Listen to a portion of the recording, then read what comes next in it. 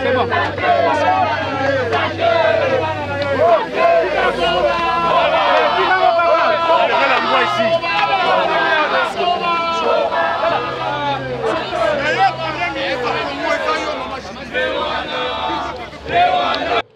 En particulier et auprès des patientes et des patients congolais. Nous sommes ici, nous sommes à vos côtés dans la lutte contre les cancers et dans le cancer du sein. Je vous remercie. Avec l'expression de mes hommages les plus respectueux. Excellences, Monsieur le ministre de la Santé publique, Hygiène et Prévoyance sociale. Excellences, Madame la ministre de l'Enseignement supérieur et universitaire. Distingués invités, à vos titres, grades, tout protocole respecté. Nous sommes réunis ici aujourd'hui pour une cause juste et noble qui est la sensibilisation pour la lutte contre les cancers, spécialement le cancer du sein. Permettez-moi, Excellence, de faire un petit rappel de l'origine de ce concept ou de cette appellation Octobre Rose. Né en 1985 à New York, l'American Cancer Society et Imperial Chemical Industry ont lancé une première campagne de sensibilisation. Et c'est en 1992, qu'une dame, Evelyne Loders, vice-présidente d'une société engagée dans la lutte contre les cancers, a lancé une campagne en collaboration avec une magazine, Self Magazine, en créant le ruban rose, qui est aujourd'hui le symbole de lutte contre le cancer du sein. Pourquoi la couleur rose? Rose, parce que c'est une couleur féminine. Rose, c'est parce que c'est une couleur qui fait allusion à la douceur féminine. Et rose, enfin, c'est en fait une couleur de bonne santé. C'est en 1994 qu'une première campagne a été lancée en France. Vous vous rendez compte, il fait exactement 30 ans. Donc ici, en RDC, on n'est pas aussi très en retard par rapport à cela. Excellence, Madame la Première ministre, chef du gouvernement, le Centre national de lutte contre les cancers, que j'ai l'honneur de diriger depuis le 7 novembre 2020, est un bras technique du ministère de la Santé publique, Hygiène et Prévoyance sociale. Ce centre a été donc créé, il a eu le temps de s'asseoir en mettant en place les documents normatifs, notamment le cadre organique, et ce centre aujourd'hui marche. Donc la marche d'aujourd'hui a vraiment un symbole où le centre est en train de marcher. à côté de ces parents que vous êtes. Donc pour les centres, nous tenons donc à vous dire merci parce que votre engagement, à côté de notre vaillant ministre et à côté de tous nos invités, en dit long. Notre ministère a adhéré à l'initiative mondiale de lutte contre le cancer du sein de l'OMS, qui a pour objectif de réduire la mortalité liée au cancer du sein de 2,5% par an pour ainsi sauver 2,5 millions de vies d'ici à 2040. Cet objectif s'appuie sur un trépied, à savoir la promotion de la santé grâce à la sensibilisation et à la détection précoce. Deuxième pilier, assurer un diagnostic précis et rapide. Et le troisième dernier pilier, garantir une prise en charge thérapeutique complète à toutes les personnes atteintes du cancer du sein. Je tiens donc à remercier votre engagement personnel et votre gouvernement tout entier pour les facilités que vous accordez à la lutte contre le cancer à travers toutes les demandes de notre vaillant ministre, à qui nous disons grand merci pour son accompagnement au quotidien. Certes, le parcours patient est mis en place à Kinshasa à travers les formations médicales en réseau, mais le Centre national de lutte contre les cancers, CNLC en cycle, devra s'étendre sur tous les territoires nationaux, car aujourd'hui, nous sommes présents que dans 6 provinces. Pour consolider ces résultats, nous demandons que nous ayons une adresse fixe. Je salue donc en passant votre bravoure patriotique à travers les dernières correspondances et nous espérons que le préavis de 6 mois va permettre au CNLC d'avoir une adresse fixe et cela va nous permettre également d'avoir où référencer nos différentes patientes et nos différents patients. Nous sommes donc engagés dans cette lutte en s'inscrivant dans la vision de la couverture santé universelle chère au président de la République, chef de l'État, Félix Antoine Tshisekedi Tshilombo, à qui nous rendons également un grand hommage aujourd'hui. À nos partenaires techniques et financiers, nous disons également merci pour l'accompagnement, spécialement à Roche, qui m'a précédé ici, à Wanonanef et au centre hospitalier Nganda. Avant de clore mon propos, Madame la Première ministre, permettez-moi de vous dire que le 4 février de chaque année, c'est une journée dédiée à la lutte contre les cancers de façon générale. Avec votre présence aujourd'hui, nous sommes sûrs que le 4 février 2025 sera une grande fête impliquant tous les ministres de votre gouvernement, car la lutte contre les cancers est holistique. Qu'ensemble, nous sommes forts et qu'ensemble, nous allons vaincre les cancers. Et c'est bien dit ce qui est écrit derrière nos t-shirts. Donc, une équipe, une victoire. J'ai dit... La firme Roche, que je remercie au passage, nous a abordé au début des années 2020, en 2020. Il a pris la décision que nous puissions, en tant qu'État, contribuer à la solution qu'il faut donner à ce problème de cancer. C'est ainsi que nous avons commencé à acheter, à co-acheter les médicaments pour nos patients. Et si Mme Manoukian avait eu envie de vous donner un peu plus de détails, elle vous aurait dit que malheureusement, son parcours a commencé avec des soins très chers, et c'était en Turquie. C'est seulement en revenant en RDC qu'elle a pu accéder à des soins de qualité, mais sans se ruiner financièrement, ce qui est la définition de la couverture santé universelle. Et donc, oui, c'est vrai que nous sommes ici en tant que membres du gouvernement, et donc notre problème, c'est de donner la solution. Et c'est pour cela que je suis très heureux d'être accompagné de la Première ministre chef du gouvernement, qui a palpé le besoin en soins de cancer, et notamment les besoins pour les prestataires, que ce soit les médecins, les infirmières, pour que ces prestataires travaillent dans des conditions qui permettent que les soins soient de qualité. Quant à nous, les soins de cancer passent par 3 étapes importantes. La première, c'est vraiment la sensibilisation. Comme aujourd'hui, cette marche permet que le monde entier, que le Congo entier apprenne que le gouvernement est sensibilisé et il veut aussi sensibiliser la population au dépistage, à la surveillance et au diagnostic du cancer. Après la sensibilisation, ce qu'il faut aussi, c'est trouver les moyens de prise en charge. Et ces moyens de prise en charge, c'est en dotant le pays des structures de soins capables de répondre aux problèmes de cancer. Nous avons commencé, mais nous devons aller plus loin. Nous avons vu des défis très spécifiques, par exemple en visitant l'hôpital de Ngaliema, mais nous avons aussi déjà anticipé sur un certain nombre de structures de soins. Et je vous annonce ici qu'avec l'Agence de l'énergie atomique, l'Agence internationale de l'énergie atomique, nous sommes en train de lancer la construction d'un centre de prise en charge de cancer. Mais nous avons d'autres initiatives qui sont en cours et que nous allons expliquer au moment opportun. À côté de la prise en charge, nous avons besoin de beaucoup d'innovation. Voilà pourquoi est-ce que c'est important d'être avec la ministre de l'Enseignement supérieur universitaire et de tous les membres du gouvernement, parce que les nouvelles technologies peuvent nous aider à gagner beaucoup plus rapidement. Je pense à l'intelligence artificielle qui peut nous aider à diagnostiquer très tôt et à soigner beaucoup plus rapidement. Mais je pense aussi à l'utilisation d'un certain nombre de moyens de prévention, comme la vaccination contre le cancer du col, qui est utilisée dans beaucoup de pays, et dans tous les pays européens d'ailleurs, pour éviter que nos jeunes filles développent le cancer du col.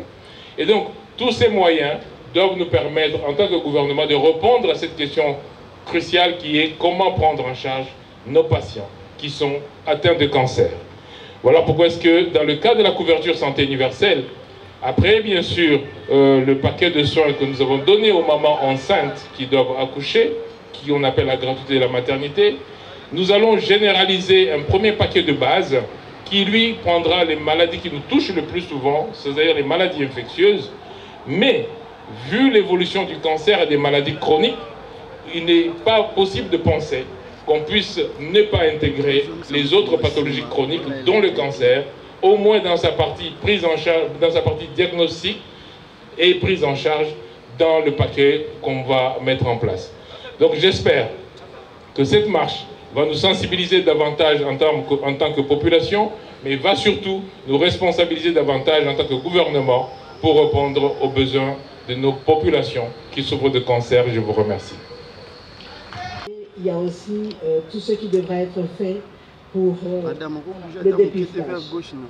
Et donc, en ce mois d'octobre, qui est consacré à la sensibilisation au cancer du sein, nous célébrons le concept d'Octobre Heureuse. Ce mouvement international nous rappelle l'importance cruciale du dépistage précoce et de la prévention. Chaque femme mérite d'être informée, soutenue et protégée face à tous ces fléaux. Mais pas seulement les femmes, les hommes aussi. Nous venons de la clinique Ngaliema, où sur 63 patients qui sont pris en charge, il y a 4 hommes. Et oui, les hommes aussi peuvent être victimes du cancer du sein. Et donc c'est important que toute la population, toute la communauté soit sensibilisée. C'est pourquoi aujourd'hui nous devons nous rappeler que la connaissance est notre meilleure arme. En nous réunissant ici, nous envoyons un message clair. Le dépistage régulier peut sauver des vies. Je tiens à saluer toutes les initiatives sportives et éducatives qui se déroulent aujourd'hui. Elles sont essentielles pour sensibiliser notre population et encourager les femmes en particulier, mais aussi, comme je l'ai dit, les hommes, à prendre en main leur santé. C'est ensemble, par l'éducation et le partage d'informations, que nous pourrons réduire l'impact de cette maladie. Nous avons le pouvoir de changer les mentalités, de briser le silence et de promouvoir une culture de la prévention.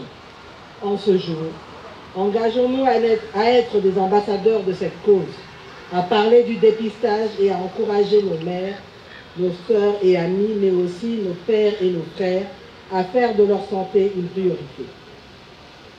C'est vrai qu'au cours de ce mois d'octobre, nous parlons plus du cancer du sein, et comme l'a dit le responsable du Centre national du cancer, en février, nous pourrons parler du cancer de manière plus large, mais j'attire aussi l'attention qu'aujourd'hui, le cancer devient une question de santé publique et que non seulement on a aussi aujourd'hui un problème de cancer de sein, mais il y a le cancer de l'utérus et le cancer de la prostate auquel il faut accorder un regard très important parce que il y va aussi de la santé de nos concitoyens. Je voudrais ici indiquer l'engagement du gouvernement, avec à la tête l'engagement du chef de l'État, pour la prise en charge gratuite pour les médicaments et assurer qu'il n'y ait plus de rupture de stock, parce que cela est important pour assurer que tous les malades qui sont pris en charge puissent bénéficier d'un traitement du début jusqu'à la fin, afin d'assurer aussi une rémission. L'autre étape importante sera aussi la gratuité du dépistage. Et je pense qu'avec le ministre de la Santé, nous ferons le nécessaire pour en assurer bientôt, cette étape-là, parce que c'est un élément important si nous voulons éradiquer cette maladie un jour au niveau de notre pays, mais aussi au niveau du monde. C'est pour ça qu'il est important que tout le monde se mette ensemble pour combattre cette maladie. Je vous remercie donc tous pour votre présence et votre engagement. Ensemble, continuons à lutter contre le cancer du sein pour aujourd'hui, mais les autres pour la suite, et pour un avenir où chaque femme, chaque homme pourra vivre en pleine santé et avec dignité. Merci beaucoup. Et merci d'avoir été là, d'avoir marché avec nous sous ce soleil plombant, mais vous avez tenu parce que vous êtes là pour une noble cause. Merci beaucoup. Cérémonie qui est celle de la lancée des ballons. Vos applaudissements, les chansons, c'est quand même une cause heureuse aujourd'hui, mesdames et messieurs. Alors, je fais le décompte. 3, 2, 1 et 0. Voilà, on peut applaudir.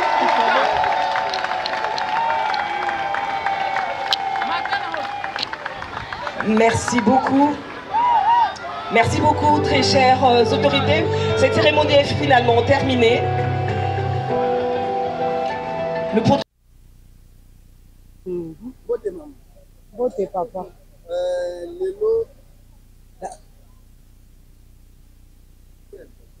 Lelo pas na date ya 27 et aussi une date historique, une date où le monde entier aussi est allé profiter à nous. Et na Congo, le ministère de la Santé a organisé une marche par rapport à lutte contre les cancers du sein plutôt. On a eu, premièrement, impression par rapport à cette organisation. Les animaux, l'intérêt des animaux. Bon, on a d'abord, je vais se présenter. Comme on a Madame Gratienne Nzouzou-Nimi, la présidente nationale et à Action Judith Simi na Tuluka. L'impression est vraiment que na sepeli makasi pour la marche oyo salemi pour na makambetali dépistage ya cancer de sein. Et sali malamu pour na encourager pe ba andeko na biso baza na cancer pas perdre espoir te que prise en charge ya malonga et comme biso na kata RDC. Donc maman babanga te na sepeli na accompagnement ya ministre de la santé et ya premier ministre ye moko atamboli to salina e marche bana na primature toke na clinique Galema te ko chité awa na place royale. Donc et sali malamu pour na encourager bande ko na biso baza na cancer on va mona te ke baza abandonné ensemble. Et puis na méthode le président de la République a fait en place on a soin gratuit pour la cancer on ne va pas perdre espoir pour prise en charge comme nous pas bangater d'abord que ça nous maladie non fait bikaka parce que il y a un système qui est cancer et bikaka. Donc, le ministre de la Santé et le premier ministre, le président de la République, il peut sa maman espoir. Ils ont maman maintenant la papa de la cancer. Il peut faire espoir et que le cancer est guérissable. Ils sont vraiment guérissables. Donc, marche on est l'accepter. Nous avons le nom. Nous avons soutenir Bango. Nous sommes ensemble. Piste de solution nini oyo ekoki ko pousser bateau bazali na cancer babangate parce que marche c'est simple image impression mais piste nini oyo bango bakoki ko compter nango lelo po babangate. Bon, mingi ba ke na fait ça dépistage hein parce que ba ke belé bazo tamola avec ba te gaza déjà atteint la cancer. Donc il faut que le conseil ça dépistage ça bazo ke l'hôpital demande ba ko découvrir si réellement za nango ou bien za la. Lelo na Kinshasa ne marche salami mais tout ça pe na ba province. Est ministère de la santé a qui ba dispositif to ba disposition plutôt nini pour na sensibiliser pe ba bazana ba intérieur. Bon, nga loko na zala kata capital pour la makambo tel makambo ba intérieur wana nde na éviter le bisonde to ba dispositif ya ko ça la marche pour la sensibiliser ba ke na ba bangate eza cancer hein maladie no se mo malango ba et bo ma ba to ko ça fait na malaria ko ça fait na méningite. Le cancer, tu peux encore vivre longtemps dans le cancer. Il faut que tu prise en charge à bien. Voilà.